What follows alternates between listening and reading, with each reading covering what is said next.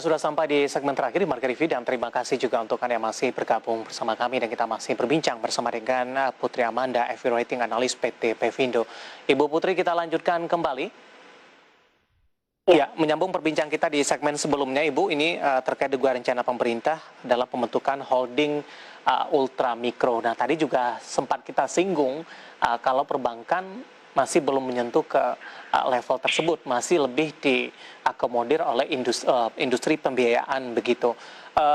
Pemerintah tentu punya alasan yang cukup kuat ketika akan membentuk holding ultra mikro ini, tidak hanya dari sisi penyamaan atau mungkin dari sisi penyamarataan dari seluruh layanan yang ada begitu, tapi tampaknya pemerintah juga melihat dari sisi potensi pasar di segmen ultramikro ini. Nah, dari pandangan Pevindo, bagaimana dari potensi pasar meskipun saat ini sudah digarap atau industri pembiayaan mikro sudah menggarap dari segmen ini sampai sejauh ini, Ibu Putri?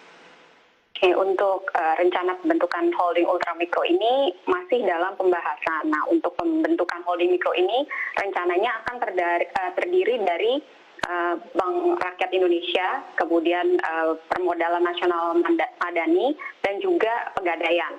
Nah, kami memiliki pendapat untuk rencana pembentukan holding ultramikro ini adalah sesuatu yang positif karena khususnya di masa sulit ya. Nah, pembentukan holding ultramikro ini tujuannya adalah untuk memperluas pelayanan jasa keuangan kepada segmen mikro dan juga mengoptimalkan pemberdayaan pelaku usaha mikro, dan kami melihat ini juga positif untuk mendorong segmen ultramikro untuk terus berkembang ke depannya.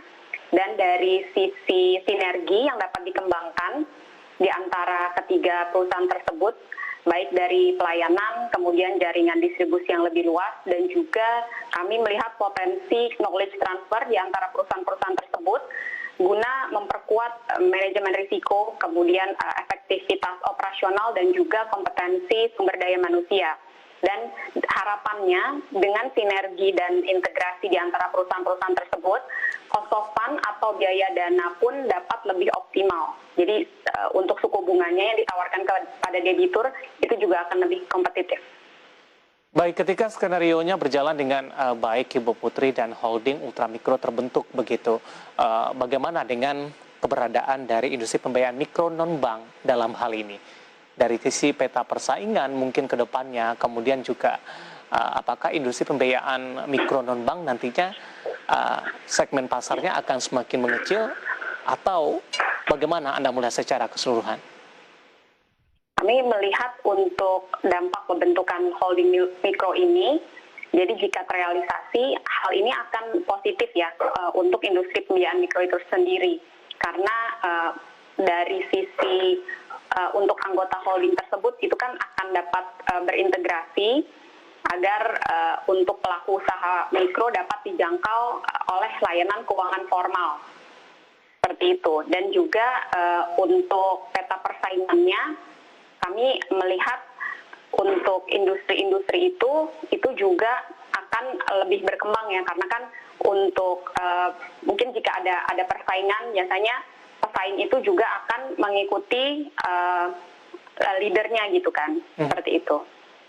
Artinya ini kue untuk mereka yang tergabung dalam industri pembiayaan mikro non-bank nantinya akan tergerus? Kalau untuk di dalam industri mikro sendiri ya, untuk dari holdingnya, ini kami lihatnya ini positif karena untuk perusahaan-perusahaan anggota holding mikro tersebut itu akan menciptakan ekosistem.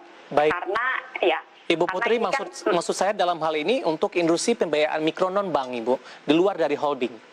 Oh, di luar dari holding. Iya. Untuk di luar dari holding ini juga petanya ini akan mungkin tidak terlalu tergerus gitu ya, karena kan mereka juga pasti akan mencari pasar yang akan disamakan juga dengan industri holding mikro itu, seperti itu.